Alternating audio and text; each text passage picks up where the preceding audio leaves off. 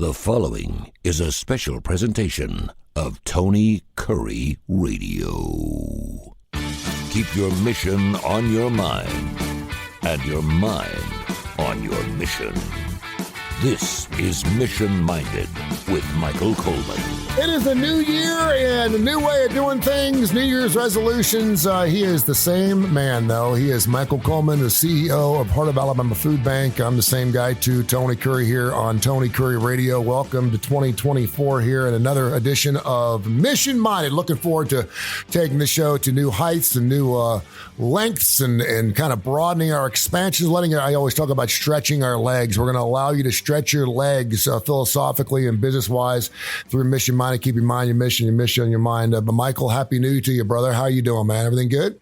Happy New Year to you as well. Well, I'm licking my wounds a little bit. We're recording this the day after Alabama lost in overtime to Michigan.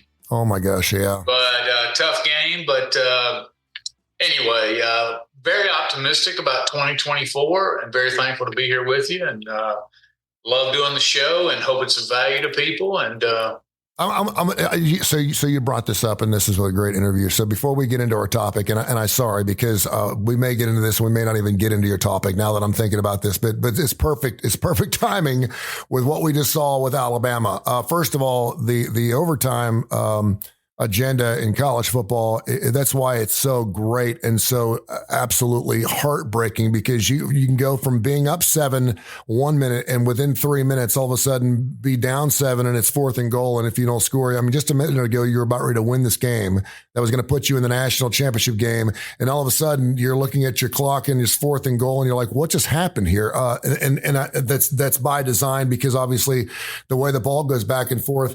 But the other thing I think is really interesting is this. When you've worked really hard all season long and you have one thing that you want, in this particular case, we're talking about a national championship. And obviously, there's been a process. There's been a growing process. There's been all these things you've learned along the way. There's been failures. There's been trials. There's been tribulations. I get all that. I understand that thing. But then all of a sudden, the thing that you fought all season for, all year long, is no longer in your grasp. Can you analogize that in a business sense? And what I mean by that is, and the only thing I can think of is maybe you have a huge proposal. Maybe you're trying to get the government contract on something, and you have had to put all your resources and your entire workforce into putting some type of proposal together to get this monster buy that's going to stretch you and get you through the next 3 or 4 years, whether it's going to be just a monster buy. I think a lot of people have done that. Hey, listen, if we can just get this person to order these 100,000 widgets, it's going to be enough for us to put the money back into our coffers. We're going to have enough money to da-da-da. Can you make that analogy a little bit and what it feels like to have that ripped away from you at the last minute, knowing, okay, what do we do now? Yeah. So, I'm somebody who loves to every year have goals, and I'm never satisfied with just, hey, let's just do what we did last year. We're doing it well. It's always, I want to maximize our capacity, because what we do in the nonprofit world is about impacting lives. And so the more we do is not necessarily, it requires generating more dollars, but that doesn't equate to like a business owner where there's more money in our pockets. It equates to greater impact. And so that's what drives me, is how do I have the most impact? And so sometimes there's initiatives that you put out there that you have just the highest of hopes for.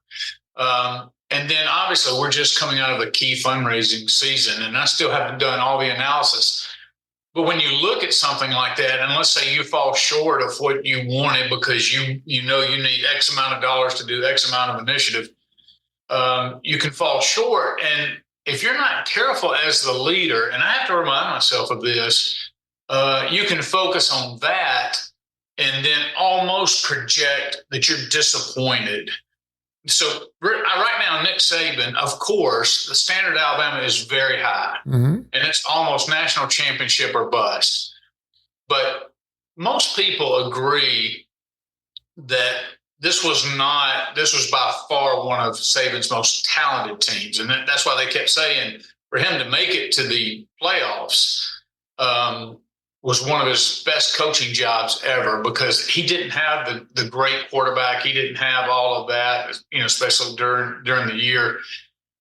But he went in and beat a Georgia who had not lost for 3 seasons and beat them for the SEC championship game. So yes, he's not going to be satisfied with just being SEC champion, but to say that this season was a bust diminishes all that was accomplished by them. Mm-hmm. So me as a leader, I have to be very careful that I don't go, oh, we didn't raise all the money we wanted, or we're not going to get to do X, Y, and Z, as if we're disappointed, because then that kind of just brings a downward mood, if you will, on all the other accomplishments. So it's very important to focus on, it's okay to have high aspirations.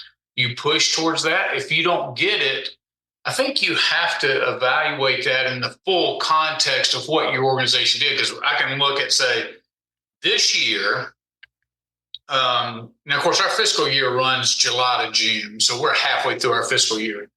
But we're on pace this fiscal year to distribute 2 million more pounds of food than we did last year. And last year, we increased from the previous year 1 million.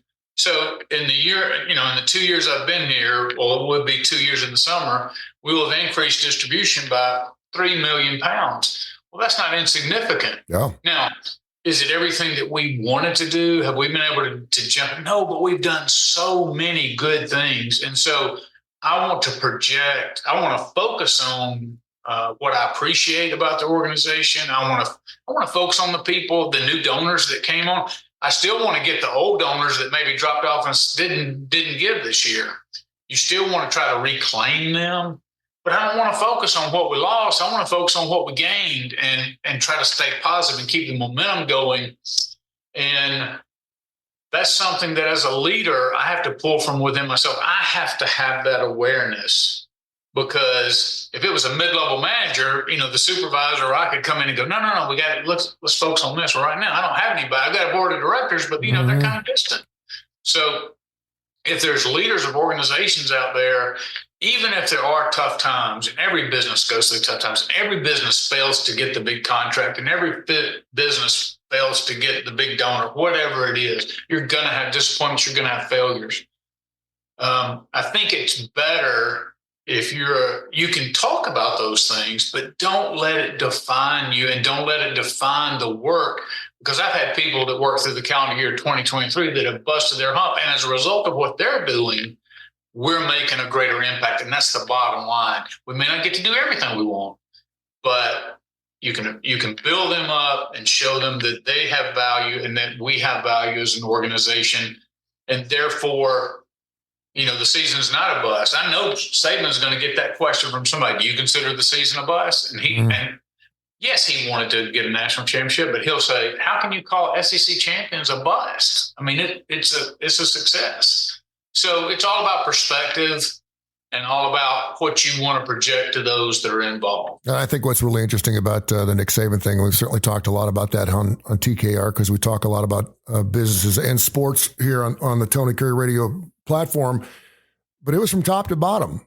There was a lot of things in coaching that weren't done very well in that game as well, including a lot of people would say, the play call at the end so I mean, it goes from top to bottom. It's got to be frustrating from a coach's standpoint. And that's what I think makes it maybe as heart-wrenching it is for Alabama, as beautiful it is for Michigan, because all I'm hearing about is this love affair. If I have to hear Jim Harbaugh tell me how much he loves his football team one more time, I'm going to lose my brain that we're all on the same page, because I think everyone wants to be on the same page. But unfortunately, it just wasn't that way for Alabama. But, maybe they're just a year out. But you're right. When you don't win a national championship for 3 years, people start asking questions like, what's wrong? What's like, come on now, let's be real here. So, interesting. All right. So this kind of goes along with what you wanted to bring up. This is Mission Minded. He's Michael Coleman, the CEO, of course, of Heart of Alabama Food Bank, does fantastic work, 35 counties here in the great state of Alabama. Tony Kurre. You can hear the show at least 5 times a week on TKR. And of course, wherever you get your favorite podcast, and on the YouTube channel, Tony Kurre Radio YouTube channel, how to make the biggest impact. I'm not going to read through these, but I want you to explain to people what exactly you sent me. They're questions, and the minute I got through the first half of these, I kind of understood where you, and I love when you gave me homework. I love when you give me homework because I know I'm going to learn something. But explain to me basically what this is real quick, and then we'll get into it. Yeah. So, I mean, everybody comes up with, if you do it, hey, I want to lose some weight. Everybody's got the New Year's goal. Same thing every year. And then most of those go away, if not all of those go away. And I saw this thing by Charles Schulz, and it reminded me of his philosophy. And he just asked a series of questions. And I mean, they're questions I can't answer. He says, now I might could name you 5 wealthy people, but he said, name the 5 wealthiest people. And then he goes, name the last 5 Heisman Trophy winners. And then 5 winners of the last 5 winners of the Miss America pageant, the last 5 winners of the Nobel Peace Prize. He just goes on and on and on. And these are people, I mean, those are the top of their game. The Jeff Bezos of the world, Warren Buffett, all those. And then, of course, I couldn't name you any Miss Americas, but the rigors of going through the state pageantry and then going into it. I mean, I still have respect for people who are at the top of their game, even if I don't understand what that game is or don't participate. When you are the best at what you do, that's impressive.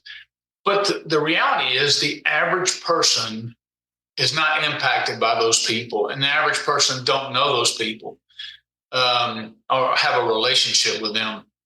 So the reality is the 5 wealthiest people don't have an impact on my life. And so what his philosophy is think back to the people that really matter to you.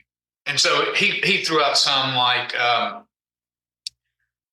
name the teacher that made the greatest impact on you. And we can all sit back. Now I was terrible in school.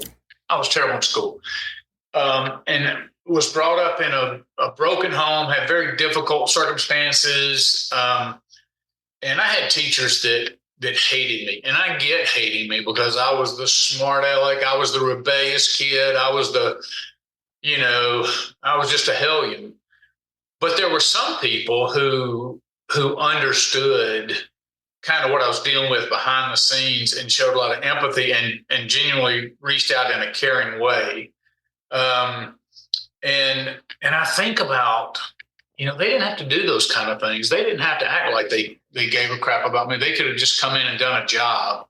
Or it could have been a coach who spent extra time coaching you or helping you navigate through things in your life. I think about this. He says, name 3 friends that have helped you. And I all throughout my military career, because, we can go back to our 20s when we knew everything. Yeah. And I thought I knew everything. When I was a new parent, people who taught me about parenting. When I was in the Army, when I started out, I brought my high school rebellion into the military, and I was not long for the military. But I had a guy that started showing me how to be a good soldier and started mentoring me. It doesn't matter what aspect of my life, I can look back and go, there were the difference makers in my life. And so I start thinking, man, I want to be that for other people, so, but here's the challenge we all have, because I'm so busy. Everybody's so busy. But if I'm going to impact people's lives, how do I become that good friend? How do I become that mentor to somebody who needs a mentor? It means I have to be willing to stop what I'm focusing on and focus on other people and putting other people ahead of myself. Because how nice is it to think that when I'm dead and gone, I'm not going to be the wealthiest person, the smartest person, the best athlete or anything else, but people crying at your funeral, or when they hear about your loss, and the very first thing that pops in their head is, I wouldn't be here where I am today if it weren't for that person. I mean, that's what I want to be involved in.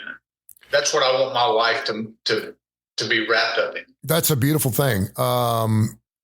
And it really is. And I think, maybe because of the age that you and I are in, I'm starting to feel that aspect of my life right now. How do I want to be remembered as far as a great grandfather, as a great father, business owner, impactor?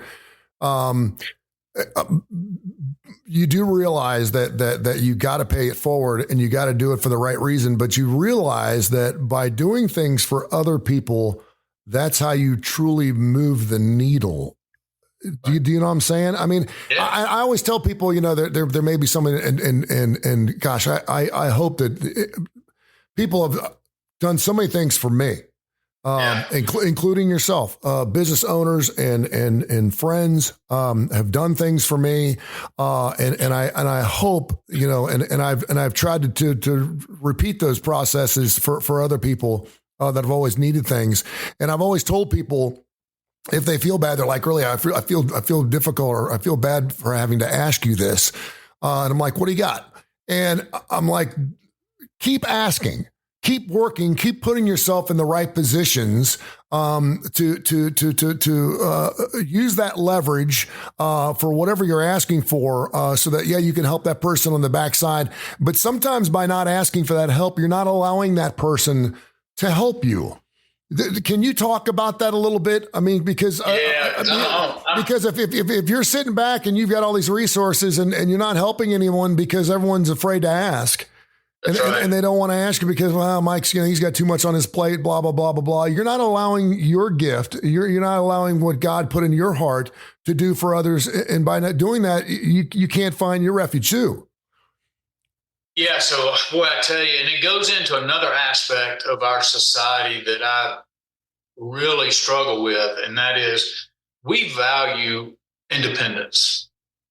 The problem is, and so, we wear that like a badge of honor. I'm self-sufficient, and there is something good about being self-sufficient and not being in a constant state of dependence. But you and I are men of faith, and one of the things that Christian faith talks about is that we have to live in dependence of God, but that actually works against our culture where we value independence. So we don't do dependence very well. We look at dependence as a weakness. It's one of the things we've talked about in food banking, where we don't look at, oh, my neighbor needs food, let me take him some food. Lots of times we tend to judge. We lead with judgment. Oh, well, why aren't they working? They must be lazy. They whatever. And so that carries over to where we don't want to impede on people's time. And I get that. We want to be respectful and all that. But it becomes sometimes just a pride thing to admit that you need help. And what I found is, if I've got somebody in my life, how can I call somebody a friend if I can't reach out to them and be real about where I am? And that could just be emotionally. And just say, man, I'm just really struggling in my marriage, or I'm really struggling in life, or, I've really got a tough life decision about whether I want to stay in this job or go to a different job. And if I can't call you and say, hey, let's go have a beer and can you just help me navigate through this? I'd love to hear your advice. If somebody doesn't have time for that, then that's not somebody in my inner circle that I want to be involved in. But the reverse of that is true as well. Somebody who calls me, I have to make myself available. Now, I'm going to tell you where that's happened in my life several times. When I started Hope Inspired Ministries, starting a nonprofit from scratch, a lot of people who come up, who interact with people in Montgomery and otherwise, will say, hey, I'm thinking about starting a nonprofit. And everybody goes, well, call Michael Coleman. He started it. He'll help you. And so I get calls all the time, but I made a commitment a long time ago, because when I started a nonprofit, I didn't have anybody to call. So I had to build a website. Didn't know anything about building a website. I had to put in an application. Didn't know anything about it.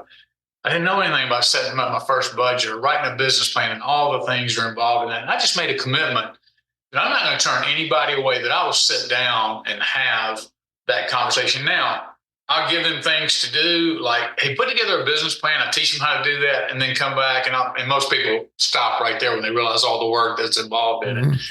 But just recently, I had a guy who called me who I think the world of. He's a man who is a deep man of faith. He was on my board previously. He uses his business to bless the community. It comes from just a super family. And he called me. He's on the board of another nonprofit. And he said, I've got some real concerns. And I was like, well, David, would you like me to go do just kind of an assessment of that nonprofit and be able to kind of report back to you that? And he said, oh, that would be. And so he goes, man, you have time to do that? And I said, yes. And I said, of course, no charge for this. Now I had to put myself, now, was it a pain in the rear? Of course it was, because I had to spend hours upon hours investigating, and it was uncomfortable going to another nonprofit, talking to another executive director. I'm like, dude, I'm not here to I'm not sharpshooting you. I'm over here for David, trying to get some answers to some things. But I gave him a report, but I enjoyed doing it. Not all the work, but I enjoyed him being able to help him and being of value to him as a friend, because I know how valuable he's been to me and how helpful he's been to me. So I need to be more like that. I need to stop. When I see an opportunity to make a difference in somebody's life, like when that man passes away, if he passes away before I do, that's a funeral I want to be at, or that's somebody I can always say, and I still say today, that's one of the greatest men I know, and he's impacted my life in this way. I want to be that person. I want to strive to be that person to make the world around me better, but it doesn't come by accident. I have to be intentional. I have to commit myself to that. And while I'm not going to be perfect at it, I certainly want to get better at it. Well, and what I don't think a lot of people remember too, and I have to remind myself too, that time is a resource, and that giving time to another human being, to a friend, just to lean an ear to, you may not have all the answers, but just to be able to have a conversation with somebody is the best resource you can possibly give somebody. I know a lot of people are like, well, I don't have a lot of money, and my business isn't particularly successful, and I don't really know what I could do for this individual, but sometimes just leaning an ear in, man, is all it takes, because a lot of times, that's how therapy works. Sometimes you can just help that person talk their way through their own situation. So sometimes just being there and being that ear, just talk about that for just a minute. I think that's the most important thing. Yeah. I mean, I don't go to people close to me because they're subject matter experts. I go to people because they give a damn about me. And lots of times when I talk through my issues, first of all, it's so healthy, just mentally healthy, to be able to talk through something. And lots of times the answer is obvious, but if it's spinning around my head versus being able to, and then them just asking me, pointing, we're not saying, well, here's what you need to do. Bless my father's heart. He's been gone now. It's been 9 years, but I would get into situations with my dad. He was just old school, and I get 2 sentences into it, and he'd say, well, Michael, here's what you need to do. And I'm like, well, you ain't even heard what the full problem is. And he's already determined, that's not what I need. I need somebody to listen to what I'm saying, ask me pointed questions, ask me, and say, well, have you thought about these things? But help just guide my thinking. But when I leave there, it's not even so much about the advice they've given me, or it's the fact that, man, there's somebody in my life that genuinely and authentically cares. And how do they show that? By taking an hour or two and just giving it to me. And there's such a value to that. And I'm like, I will tell you, I don't want to say this because I've had people that came up through Hope Inspired Ministries that I tried to love on, and it's so difficult sometimes. Completely different culture. They do things that just make you hammer your head into a wall, because there's old habits that they won't get rid of, but they've told other people, oh, Michael hadn't started this ministry, I would have never. And you just don't have any idea. And when you hear that, it warms my heart, because I have forgotten a lot of those people, a lot of those students over time. but they remember either me or the ministry that I started. They attribute it to me. And I'm like, there's no greater feeling than when somebody tells you that. And I'm like, so if that feels good to me, you know what? I need to make sure that I'm communicating that around me to those who are doing that for me, because I want to build them up. Their blessing doesn't come from just dispensing. Yes. That their blessing comes back from saying, I can't thank you enough. You made the difference. You taking that time set me on the right course, and that's invaluable to me. And it's amazing too, but sometimes, and I've got a friend of mine who's going through kind of the same situation, who is because we're guys and we fix things, we want to be fixers, and you're like, okay, you're coming to me and you're asking me this question, so let me try to help you fix it. Well, we're not always looking for fixers. We're wanting to throw out a situation, and maybe we need to do a better job of going, listen, I've got an idea, just listen to me first before you say anything, because there are fixers out there. People are like, okay, are you asking me to do this? And I'm like, I haven't even asked you to do anything yet. I'm just asking you as a friend right now, just to listen to what I've got to say, be a listener, and then, allow me, because there are some people that they're just fixers. They always want to fix, and that's not always, it's not always what you're looking for too. So great stuff. Well, that's a whole women. That's us getting in touch with our feminine side, because I recognize that's what my wife does to me. And she brings me problems and she gets into it, and I've got 3 easy solutions. Oh. I don't want you to fix it. No. So the difference is my wife never wants me to fix it. She just wants me to listen. And that's maddening, especially when there are easy fixes to it. Yeah. But with guys, sometimes you're right. Sometimes we're guilty of it, but sometimes we're just like ladies. We're like, hey, we just want you to listen. And then at the end, if you have some thoughts to share, but yeah. So yeah. That's how it is. Info at TonyCurryRadio.net. Info at TonyCurryRadio.net. We love to take your email questions. We haven't taken any the last couple of weeks. Maybe we'll do some of those next week.